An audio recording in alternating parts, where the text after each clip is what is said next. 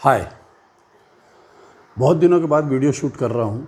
थोड़ा बीच में बीमार हो गया था, कुछ ज़्यादा बीमार हो गया था, हॉस्पिटलाइज होना पड़ा था, तो उसके लिए मैं आप सबसे क्षमा मांगता हूँ। आज मैं वीडियो इस बीच में मेरे साथ जो कनेक्ट बना लोगों का सोशल मीडिया का, और उस पर जो एक सवाल मेरे सामने बार बार उभर के आया, बार बार बहुत सारे लोग मुझसे कहते हैं कि सर, हम कोई भी काम शुरू करते हैं लेकिन हमको बाद में सफलता नहीं मिलती, हमको ये सफलता नहीं मिलती, तो हम क्या करें। मैं इस बारे में थोड़ा सा अपने विचार रखना चाहता हूँ।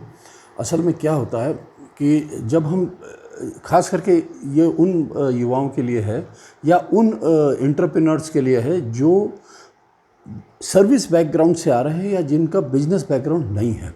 जब बिजनेस बैकग्राउंड होता है तो फोर विज़न अलग होता है।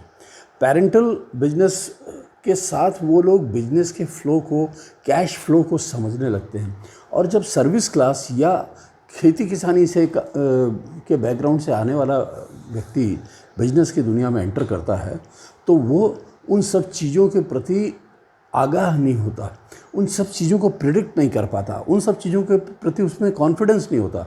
इसलिए क्या होता है कि वो पहले से अपनी अनसक्सेस को प्रिडिक्ट कर लेता है और यही अनसक्सेस उसका लगातार पीछा करते चली जाती है, इसलिए उनको सफलता नहीं मिलती। मेरी बात आपको शायद ठीक से ना समझ में आई, मैं फिर से आपसे कहना चाहता हूँ कि पहले व्यक्ति जो बिजनेस बैकग्राउंड से है उसने बिजनेस को देखा है, कैश फ्लो को देखा है, इसलिए उसमें उसका पेशेंस है, उसके प्रति धैर्य है, उसके प्रति विश्वास है।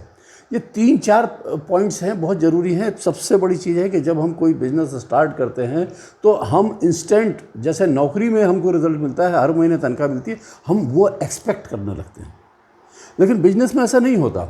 बिजनेस एक पेड़ लगाने की तरह है। जैसे हमको आम का पेड़ लगाना है तो आम का पेड़ 2 साल बाद फल देगा, या हमको कोई और फल और कोई वृक्ष लगाना है, बड़ा वृक्ष लगाना है, नींबू इवन 2 साल बाद फल देना शुरू करता है। तो हमको 2 साल तक पेशेंस रखना है।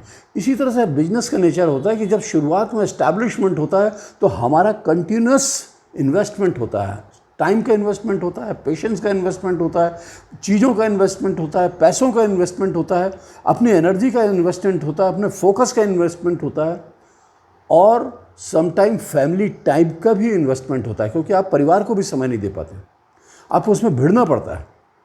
और यही वजह है कि जब हम उसको बिजनेस को नौकरी से कंपेयर करना शुरू कर देते हैं तो हमको लगता है कि अरे यार ये तो वो है, और वो छटपटाहट और वो घबराहट से हम लोग एक एंग्जाइटी क्रिएट कर लेते हैं अपने अंदर, एक पैनिक क्रिएट कर लेते हैं। उसकी वजह से हम बिजनेस को बीच में छोड़ के बाहर निकल आते हैं। ये मेरा बहुत बार एक्सपीरियंस है, बहुत सारे लोग मेरे साथ काम किए हैं और मैंने देखा है लोग एंग्जाइटी से बाहर नहीं निकल पाए, पैनिक हो गए, और उन्होंने जब उनको सफलता मिलने को थी ठीक उसके एक कदम पहले उन्होंने उस बिजनेस से एग्जिट कर लिए। यही वजह है कि वो बिजनेस में सफल नहीं हो पाए। लेकिन इसके विपरीत यदि आप बिजनेस को प्रॉपर तरीके से प्लान कर लें और एक लंबा टाइम पीरियड ले लें कि हमको ये काम करना है और इस तरह से करना है, तो आप देखेंगे उसमें आप काम करना जब शुरू करेंगे तो शुरुआत में आपको बहुत सारी परेशानियां आएंगी, बहुत सारी चीज़ें आपके लिए नई होंगी, आपको पता नहीं होगा कि कैसे करना है, क्या करना है ना। कुछ चीज़ें वहाँ पे आपके ही लोग उसमें अड़ंगा भी डालना शुरू कर देंगे, उनसे भी हमको निपटना है जो हमने अपने प्लान में फोर्स ही नहीं किया था, कि हमको पता ही नहीं था कि इस तरह की भी अड़चनें आ सकती हैं, बहुत सारी दिक्कतें आ सकती हैं, हमारे ही लोग गड़बड़ कर सकते हैं। गवर्नमेंट की कुछ पॉलिसी हैं जिसके बारे में हमको शायद पहले से नहीं पता है, जब बिजनेस करना स्टार्ट करते हैं तो बाद में पता चलता है। तो हमको उसको फेस करना है और उससे बाहर निकल के हमको अपने बिजनेस को एस्टैब्लिश करना है। जब हम ये पेशेंस लेके चलें, अरे क्या होगा, ज़्यादा से ज़्यादा हमने 6 महीने का प्लान बनाया था, साल भर का प्लान बनाया था, वो साल का 1.5 साल हो जाएगा। टाटा का एक एग्जांपल देता हूँ। टाटा ने नैनो यहाँ पे वेस्ट बंगाल में नैनो का प्लांट लगाया। 1 साल 1.5 साल काम करने के बाद उनका प्लांट करीब करीब इस्टेब्लिश हो गया, चालू होने के करीब था कि वहाँ पे सिंगूर में, आपको सुना होगा आपने कि बहुत सारा एजिटेशन हुआ, किसानों ने, फार्मर्स ने वहाँ पे घेराव कर लिया, सब कुछ कर लिया, तो वो प्लांट चालू नहीं हो पाया। अब टाटा के सामने एक समस्या खड़ी होगी कि मैं क्या करूँ। रतन टाटा एक विजनरी आदमी थे, उन्होंने कहा इमीडिएट हम देखते हैं। उस समय मोदी जी गुजरात के चीफ मिनिस्टर थे, इन्होंने ये ढूंढ रहे थे कि मैं इसको कहाँ करूँ, कैसे करूँ। तो उस बीच में मोदी जी ने उनको परमिशन दी, इन्होंने वहाँ पे जाके उस प्लांट को इस्टेब्लिश करने का निर्णय लिया। पूरी सारी की सारी चीज़ें, मशीनरी, शेड और सब कुछ उखाड़ के वो ले गए गुजरात, और गुजरात में जाके उन्होंने किया। इसमें देखिए 2-3 चीज़ें उनको बड़ी लॉस हुई। एक तो सबसे बड़ा लॉस ये हुआ कि उनको दोबारा से पूरा का पूरा इंफ्रास्ट्रक्चर खड़ा करना पड़ा। इसमें टाइम बहुत सारा लगा, करीब करीब उनका प्रोजेक्ट 1.5 से 2 साल डिले हो गया। इसमें उनको बहुत सारा पैसा लगा, क्योंकि पूरा मटेरियल एक जगह पे पहले उन्होंने प्रोक्योर किया, एक जगह पे जमा किया, उसके बाद उस पूरे मटेरियल को दोबारा डिसमेंटल करके फिर उसको दोबारा ट्रांसपोर्ट करके वो गुजरात ले गए।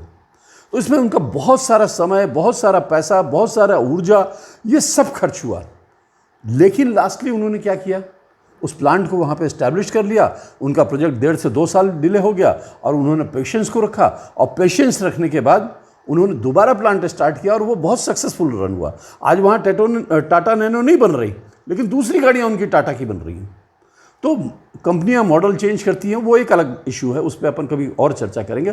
तो कहने का मतलब ये है कि हम यदि अपनी सक्सेस को प्रिडिक्ट कर लें, जिस तरह से हम अपनी अनसक्सेस को प्रिडिक्ट करके डर जाते हैं, उसी तरह से यदि हम सक्सेस को प्रिडिक्ट करके खुश हो जाएं और उसके लिए भिड़ जाएं, तो मैं नहीं समझता कि किसी भी सूरत में आपको असफलता मिलेगी। क्योंकि मैंने आज तक जो भी काम किया है उसमें मैं कभी असफल नहीं हुआ, क्योंकि मैंने एक ही चीज़ सीखी है अपनी लाइफ में, अपने एक्सपीरियंस से, कि जब आपके सामने ऐसा लगे कि असफलता आ रही है, इसका मतलब यह है कि आपका दरवाज़ा जो है वो थोड़ा कमज़ोर हो गया, उसको थोड़ा मजबूत करने की ज़रूरत है। आपकी फाउंडेशन थोड़ा हिल गई है, उसको दोबारा से रीबिल्ड करने की, रिकन्स्ट्रक्ट करने की ज़रूरत है। उसको छोड़ने की ज़रूरत नहीं है, क्योंकि आप यदि छोड़ देंगे तो कोई दूसरा आदमी उस फाउंडेशन पे काम करके अपना मकान बना लेगा। तो आपको वो फाउंडेशन छोड़ना नहीं है, उसको दोबारा उस पर भिड़ना है, देखना है कि कहाँ पे डिज़ाइन में गलती हो गई है, कहाँ पे हमने चीज़ को लैक किया है, हम कैसे उसको पॉजिटिव अपने फेवर में ले सकते हैं। और मेरा यकीन मानिए कि अगर आप ऐसा कुछ भी करेंगे तो आप डेफिनेटली सक्सेसफुल होंगे।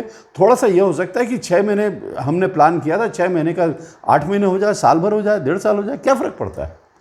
और 1.5 साल बाद भी, यदि 1 साल बाद भी आपको वो सक्सेस मिलती है, तो वो इतनी खुशियाँ देने वाली है, इतना रिटर्न देने वाली है, जिसकी आप कल्पना नहीं कर सकते। आपकी पूरी ज़िंदगी बदल जाएगी। तो बेहतर है कि हम बीच में छोड़ने के बजाय उसको थोड़ा पेशेंसफुली, थोड़ा दूसरे तरीके से हैंडल करें, और उसके दूसरे अल्टरनेट ढूंढें कि कहाँ पे गलती हो रही है और कहाँ पे हम वो करें। तो मेरा विश्वास मानिए कि सफलता निश्चित आपके कदम चूमेगी। तो ठीक है, अपन अगले वीडियो में फिर से मिलते हैं। तब तक के लिए शुभकामना। वंदे मातरम।